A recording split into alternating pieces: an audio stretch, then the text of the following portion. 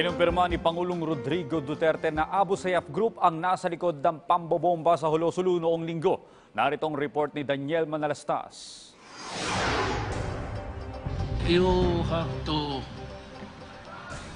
arrest and look and arrest for the killers.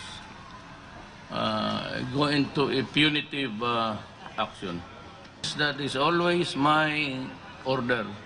Destroy the Abu Sayyaf, destroy the NPA, and destroy the drug organization. If destroying is killing, if you are interested to know, yes, better para sa akin. Ito ang matapang na banta ni Pangulong Rodrigo Duterte laban sa mga nagtatangka o di kaya'y nais maghasik ng kaguluhan sa bansa. Kasunod na nangyaring pambobomba sa Mount Carmel Cathedral sa Hulosulu. Kinumpirma rin ng punong ehekutibo na Abu Sayyaf ang nasa likod ng pambobomba. But are you saying or do you think that it is the ASG? Yes, we are sure of that.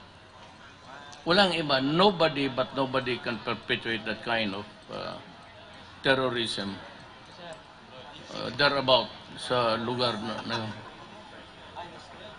I have no doubt. That is what the military told me, and that is what the police relayed to me. And I am guided by what the government workers would tell me. Nilinaw din ni Presidente Duterte na hindi niya pinagdududahan ang puwersa ng pamahalaan sa ipinatupad nitong seguridad. Binigyan diin ng Pangulo ang kahalagahan ng umiiral ng martial law sa Mindanao. Asahan na niyang mas paigtingin pa ng pamahalaan ang puwersa ng militar na nagmamando ng seguridad at tutugis sa mga teroristang grupo. No, I don't think so. Walang lapses doon because the other bomber was outside.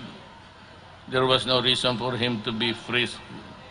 Either he was just passing by before blowing himself up. Ang problema yan kasi yung babae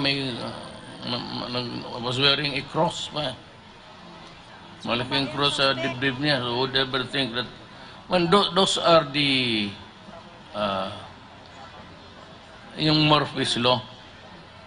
If anything can go wrong, it will go wrong.